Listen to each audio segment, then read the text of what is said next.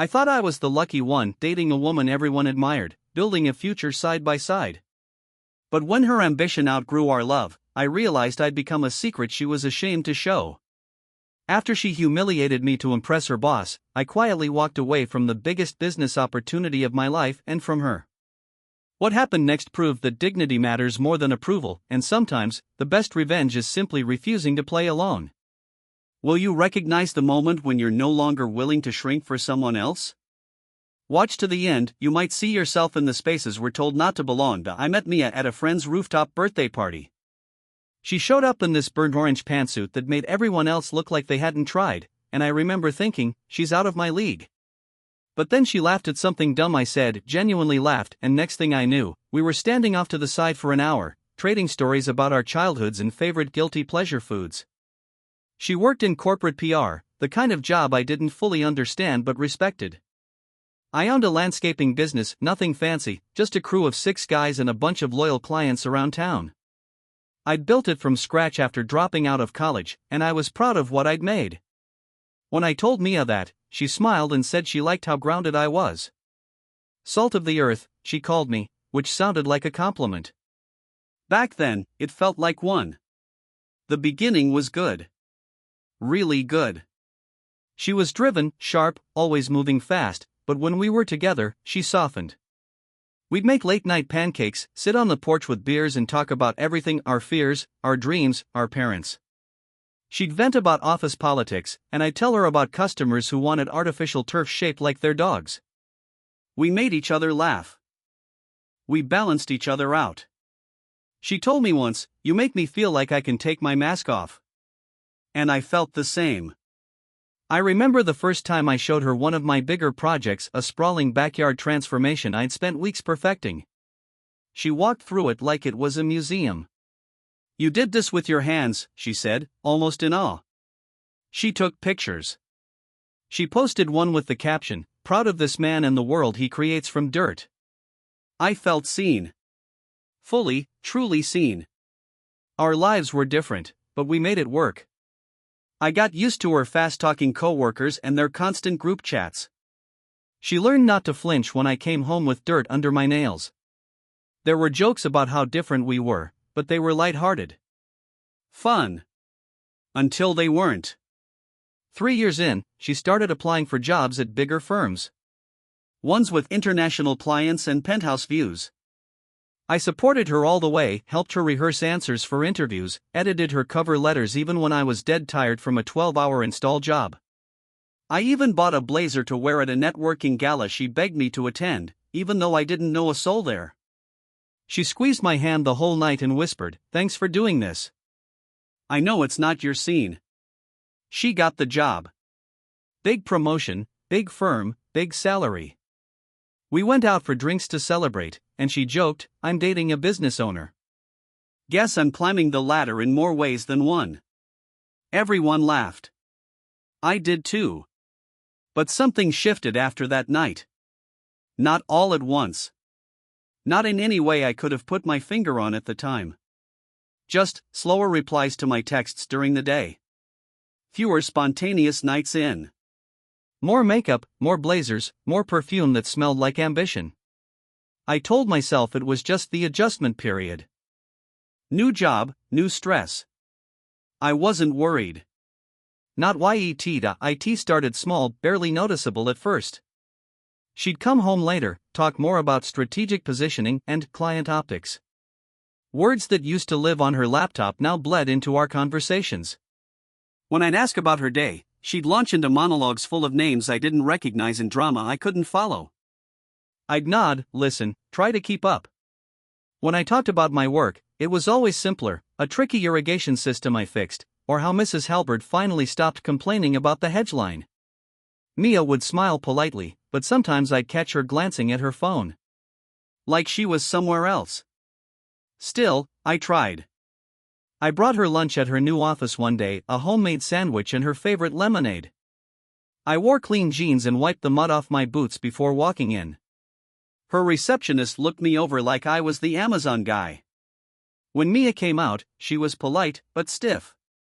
She barely touched the sandwich and said she had a call in 10. I stood there, holding a brown paper bag like a high schooler with no table to sit at. After that, I stopped dropping by. Then came the company holiday party.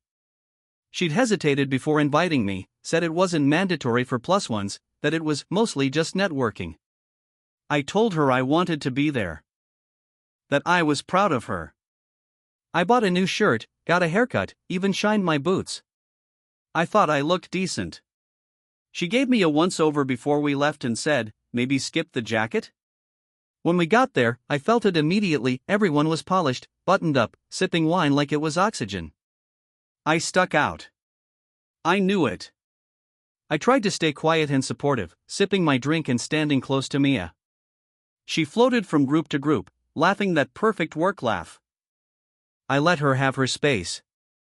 Then I went to use the restroom. On my way back, I caught her talking to her boss, an older guy with slicked back hair and a Rolex that probably cost more than my truck. She didn't see me standing nearby. My boyfriend, she was saying, with this awkward half-laugh. Yeah, he's sweet. A little rough around the edges, but he means well. Salt of the earth type, you know? Not my usual type, but... I turned around and walked straight out into the parking lot. She found me 15 minutes later, breathless and flustered. Why did you leave? I told her what I heard.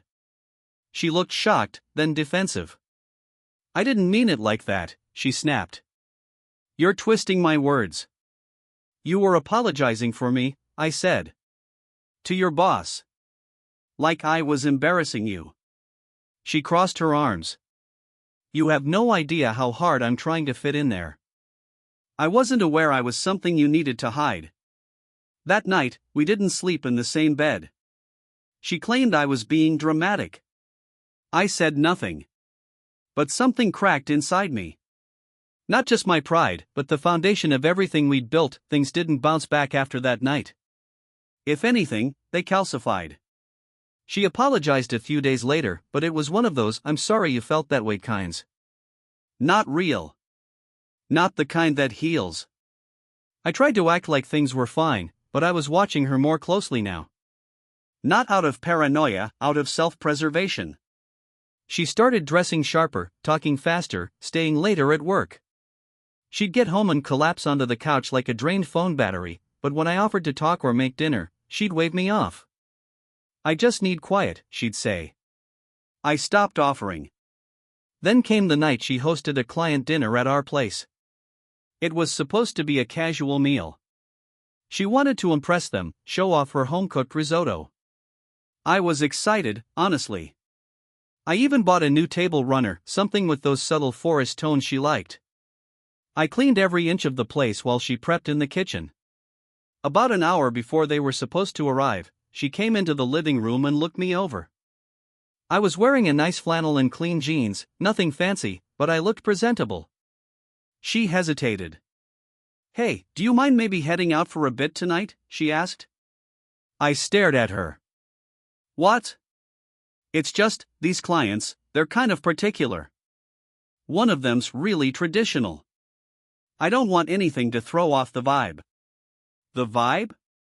She bit her lip. I just don't want you to feel uncomfortable, you know? They're not like us. No, I said. They're not like me. She opened her mouth, then closed it. You don't want me here, I said. Just say it. She flinched. It's not that. I just want this night to go well. You mean, without me? There was a long silence. She finally said, you know your work boots leave marks on the floors. And your hands. My hands? I asked, holding them up.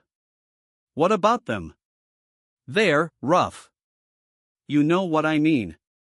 I looked at her like I was seeing her for the first time. What she didn't know, what she never thought to ask, was that 2 weeks earlier, I'd secured a landscaping contract for her firm's corporate office. I'd been working with their facilities manager on a proposal for weeks. It was a big job. I was going to surprise her. Instead, that night, while she played hostess in our home, I sat in my truck outside and made a call. I told the facilities guy I was pulling out of the contract. Said I appreciated the opportunity but had too many commitments. Then I gave him the number of a rival company I respected, run by a guy who treated his crew well and did great work. Told him to give the job to them. No drama. No revenge plot. Just a quiet choice. I went back inside after her clients had left. She was radiant, glowing from compliments and red wine. "I think it went really well," she said, already halfway to bed. I nodded, didn't say much. Didn't mention the contract. Didn't tell her I'd handed off one of the biggest opportunities of my year out of pure disgust. She didn't ask how my night had gone. She never did. A few days after the dinner, I caught her humming while folding laundry, carefree, like nothing had happened.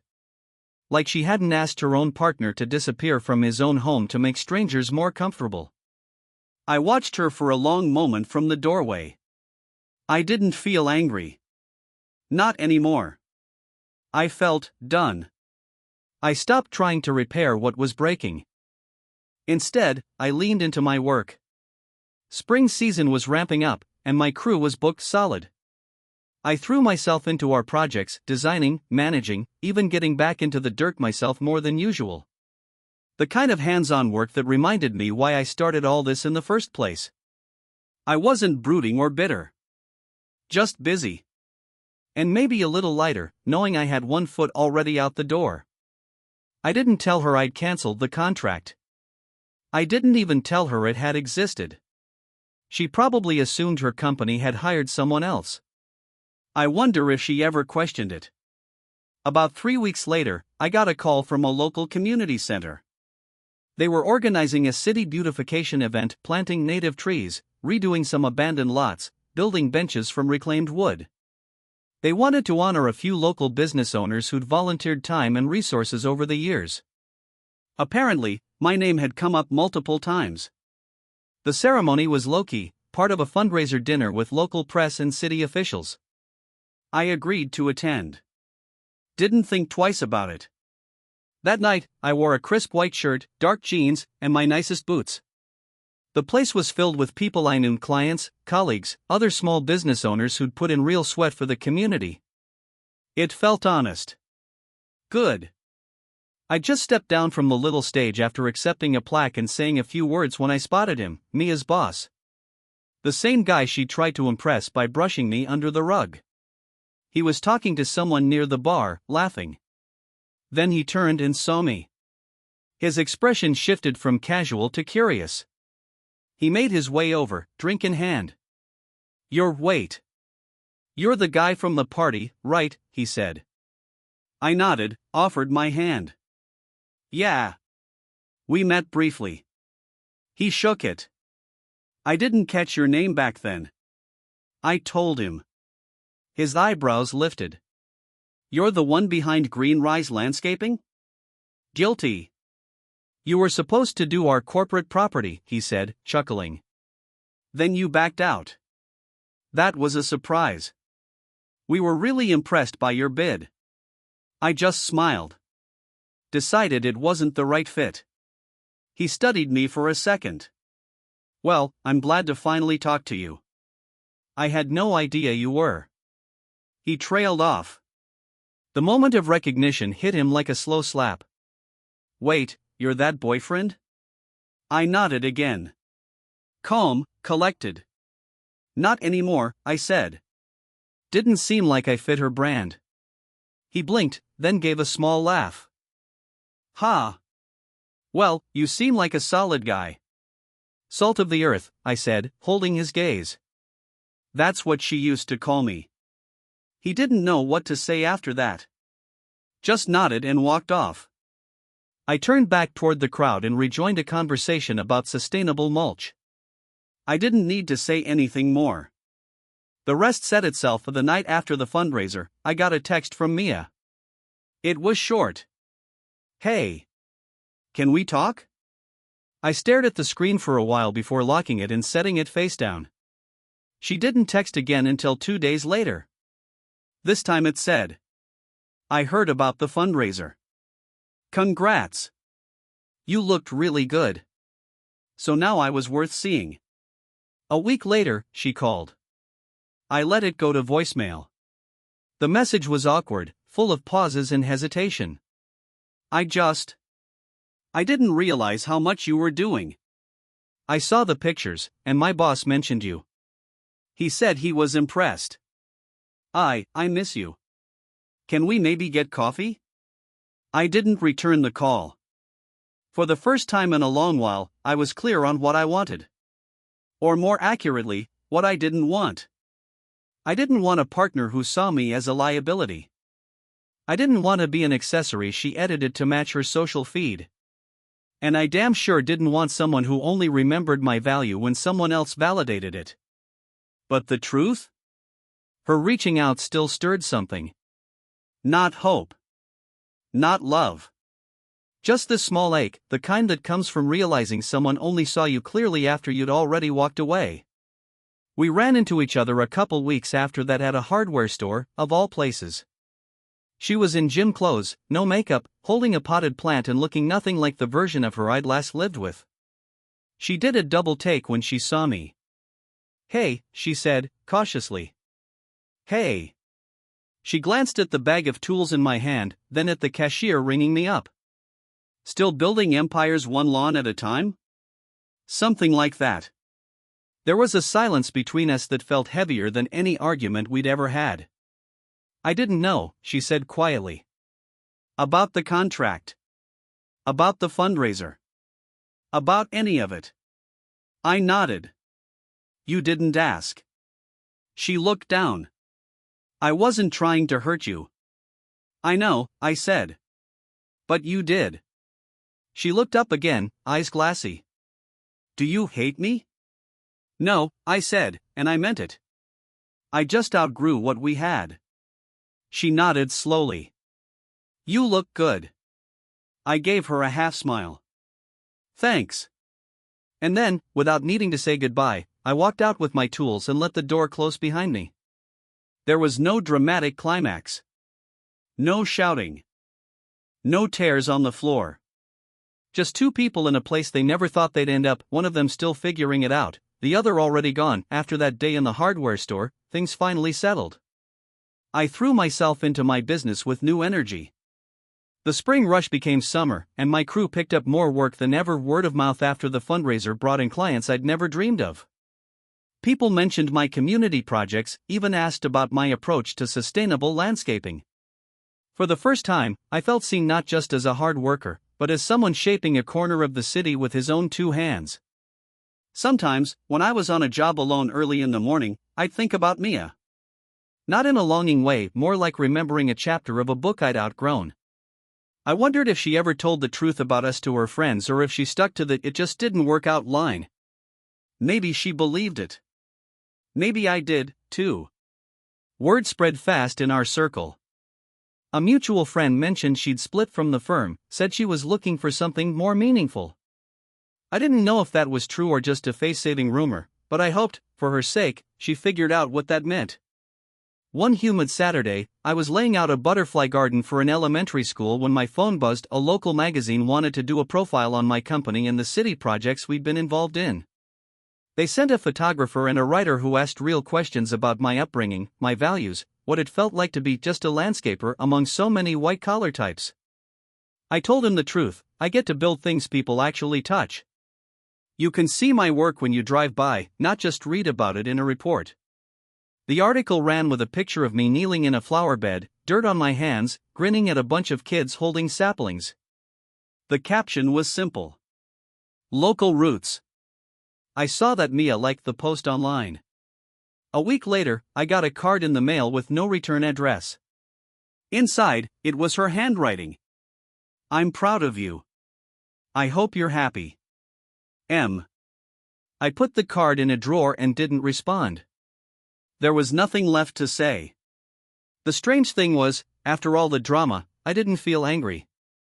I didn't feel triumphant, either. What I felt was relief, a weight gone, space opening up for what came next. I'd thought salt of the earth was something to be embarrassed about. But now, every time someone said it, I just smiled and thanked them. I'd rather be rough around the edges than polished and hollow. Some days, that felt like the biggest win of all. Of the first fall after Mia and I broke up, I walked through a park I'd helped design. It was one of those crisp mornings where the air smells like leaves and possibility. Parents pushed strollers over new walkways, kids scrambled up the climbing wall we'd built. No one knew my story, but I recognized my work in every corner. For a long time, I'd measured myself by what other people thought. I let myself shrink to fit into Mia's world, believing if I tried hard enough, I'd be enough. That maybe her approval, her pride, could make up for what I'd felt I was lacking. But walking that path, I finally realized how wrong I'd been. I didn't want to be someone's project or secret or stepping stone. I didn't want to apologize for who I was. I wanted a life where I could show up in work boots and rough hands, and not feel out of place, because I made the place. People stopped me now to ask for advice, to thank me for a new bench or a shaded corner. My phone rang with offers I used to think were out of reach. My crew joked I was going corporate, but we all laughed because they knew I'd never trade dirt under my nails for a suit and tie. Sometimes, late at night, I'd remember the versions of myself I tried to be for Mia: tidier, quieter, more polished. I don't resent her for it.